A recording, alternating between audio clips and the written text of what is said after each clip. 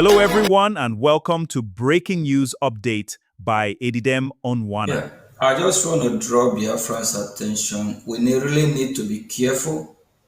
We're always going to give everybody benefit of that. Like we remember when Gunter feeling something when he came talking about Biafra, Biafra, Biafra, what happened?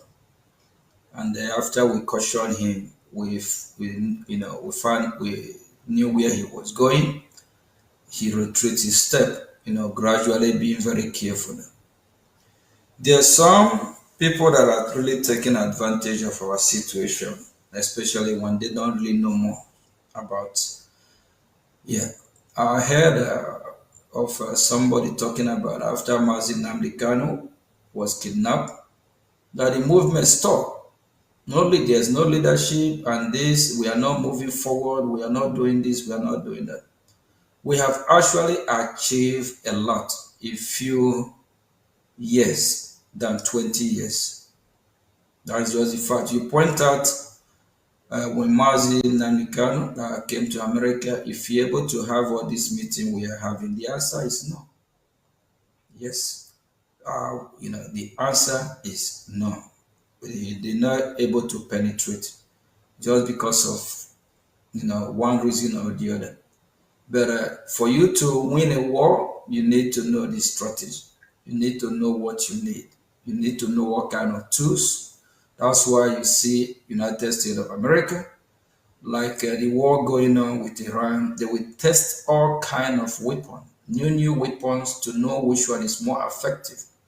And in a liberation movement like this, in a freedom fighting, you cannot go to Washington just say I'm IPOB organization. They will know you are not ready. It's in 21st century. That's not how you work. You have to have a government that will represent the people.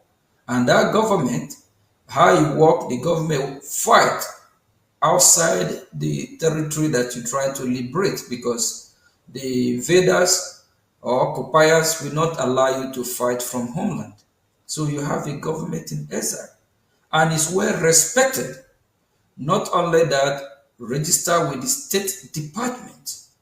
So IPOB at the time they are not recognized by the State Department or not registered. So they didn't go through the proper process or protocol. So please, Biafrans, be careful who you really allow yourself to because of misinformation and especially when you don't really know how it works.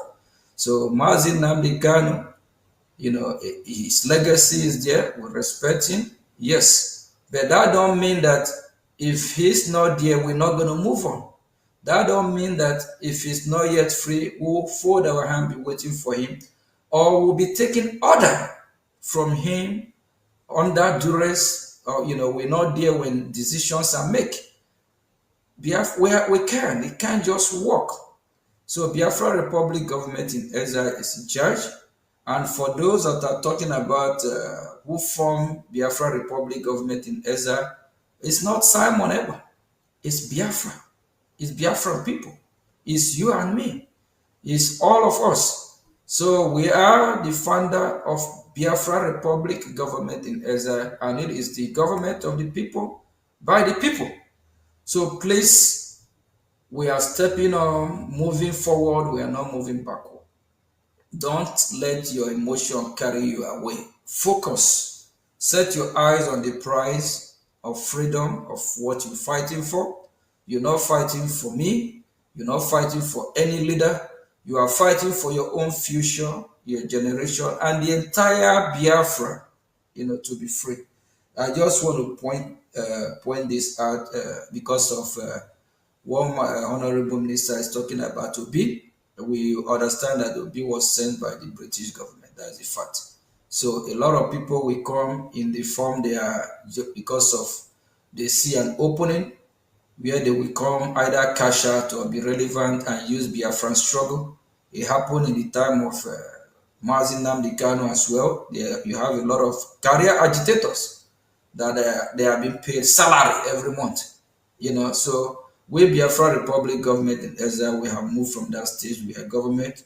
doing everything we can, dialoguing with the United States of America government, and building bridges across the globe. Thank you very much. I just want to point this out, very, very important. Thank you, PM. Thank you so much. And to Biafran people,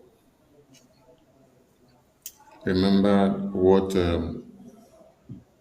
we have to do and how we have to go. The Prime Minister, with his entire cabinet, continues to do what he has to do to make sure the next stage of the freedom is achieved. Prime Minister, you were talking about people that gathered on social media yesterday, and I don't even know what happened because I was on air when everything were happening. So I don't know what actually happened or what actually happened.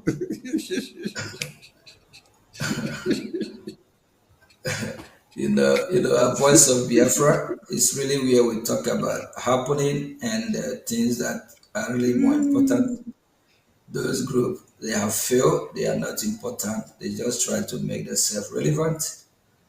Then you can just see the dying horse can't even find the water to drink because all the streams are dry out. The drought is too much. Everything about, the show yesterday was just a disgrace, embarrassment. Even their guests, they trying to push their guests to say, in the person of Mike Anna, by the way, they try to push their guests so that their guests will admit with them that their leaders can lead them from prison. Argument starts.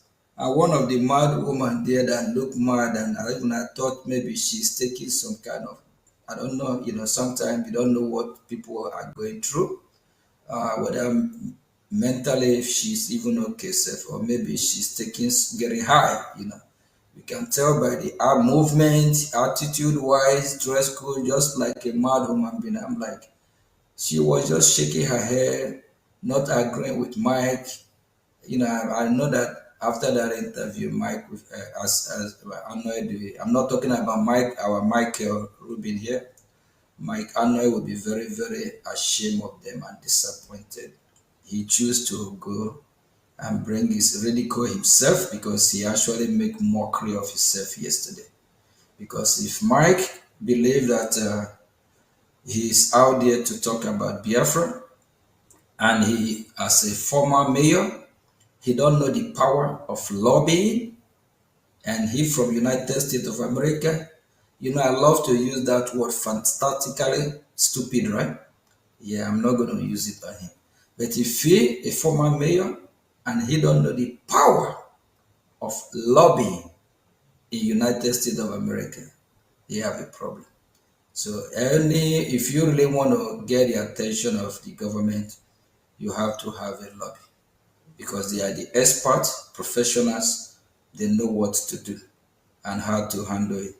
And our lobby work through our lobbyist Elias, he have really done a marvelous job because without the lobby in Washington DC, we go nowhere.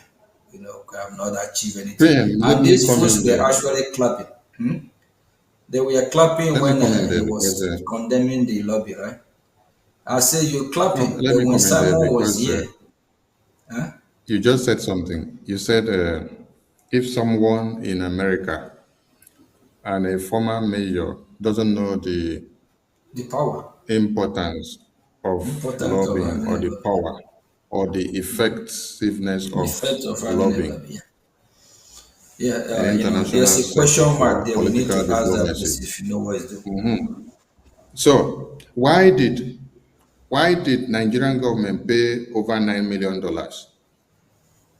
to a lobbying firm to come and lobby to counter the Christian genocide and to counter the Biafran independence lobbying effort in Washington, D.C.?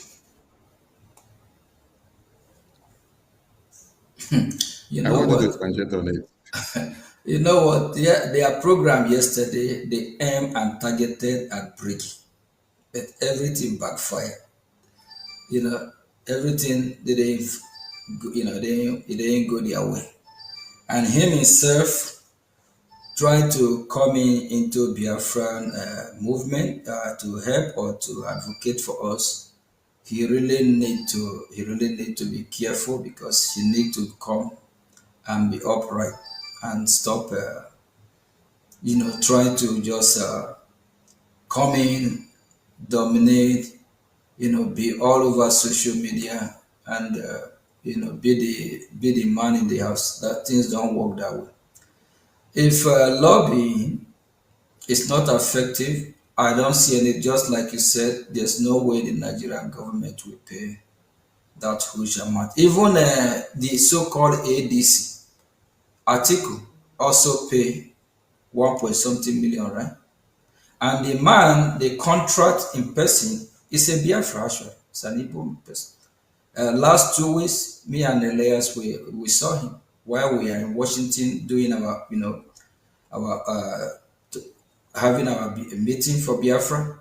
We came across him. Elias actually the one that said, "Oh, look at God. He know the lobby firm, you know." So I don't see any reason why these people will invest in lobby. There is a time during the tariff whether the America imposed on India. Do you know that India government, because of that, so that they can lobby the U.S. government to work something out on the tariff, they hired a former lobby firm, Allen White, something that used to represent IPOB at the time. They hired them and they paid them also in millions. So the power of lobbying, you can't just walk into U.S. government without having a lobby that will guide you. It's like your lawyer as well.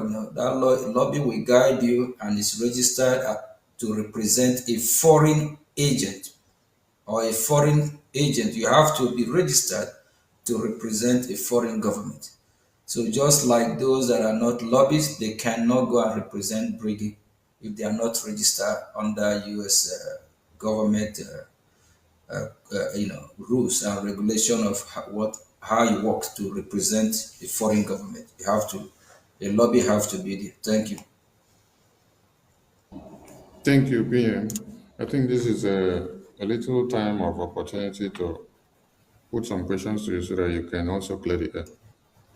Without a lobbying presence of a BRJ in Washington, D.C., would you have been able to make clear, Honor- make clear Honorable, the terms and conditions?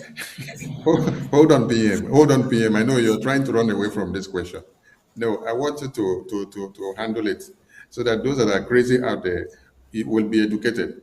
Without the lobbying presence of BRJ in Washington, D.C., will you have been able to let the U.S. government understands what Biafra has been through and what they are doing and where they are and the template that they have come up with and the stage of Biafra independence mandate? Minister of Information, going to Washington and since being part of this movement, I learned a lot from it. There's how you dialogue with any government or US government especially. Without lobby, we'll go nowhere. Without lobby, US government will not even know anything about Biafra Republic government in Ezra. And apart from the lobbyists have the key, you know, they have a direct contact with the government. They have a direct connection with the government. They work with the government. So it's easy for them, to set up meeting with members of the government. So they actually intermediary, if you want me to use that word. So without them, it's very, very difficult. And without going through the proper channel, they won't listen to you because they know you don't know have the template, you don't know how you work. With a lobby, it make it easier. A journey of 1,000 years, with a lobby, you can get it done in less than 10 days. So having a lobby is very critical. And the government, once they see that you have a lobby, they know your organization or your country are serious. So having a lobby is very, very effective. So whoever says not effective, I don't know if that person know what he's talking about. Thank you. Let me see, take much of your time. We saw that you had engagement meeting with U.S. Congressman James. And then on the 20th of November, 2025, the day that Mazen Amdekano was pronounced death sentence and sent to prison. That is the congressman things and table it on the floor of the U.S. congressional hearing on that very day. And on that very day, everybody in this world get to understand that Mazen Amdekano was kidnapped by Nigerian government and then locked up. And on that very day that it was pronounced death sentence because of Biafra, this very congressman that you have engaged and educated about Biafran issue and Mazen Amdekano issue brought up Mazen Amdekano issue and Biafra inside the congressional hearing where we had millions and millions of people listening. This was opportunity to present Biafra, and it was presented very loud and clear without BRGIE lobbying. Will that have been possible? So that would have not been possible, even if some organization, have the opportunity to even meet with any U.S. government official and talk about Biafra.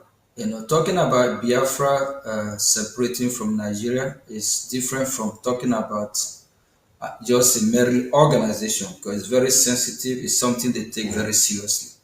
So if you want to talk about Biafra, you have to come in a more formative way that that they understand how things work. Is you have to come with a government. You have to be government to government. So if you can't say you can't say organization come and represent a country, so it don't work that way. So that country have to have a government. So without the education that Brigade have educated U.S. Lawmakers, even some think tank group, just like Michael Rubin, without our lobby efforts, we're not going to have him talking today, because through our lobby effort, the gospel was preached. And he also, based on what he have on his disposal, they are all connected with the government. They work with the government of US as well. US government listening to them. That is why most of this hearing, most of the people you see that are invited, is some expertise, all this think tank group. The government expect them to come with their experts, like you asked Mike Rubin earlier, if how did he know about what will happen? Did he foresee tomorrow? No, they are trained. These are experts. They can analyze things based on the happening.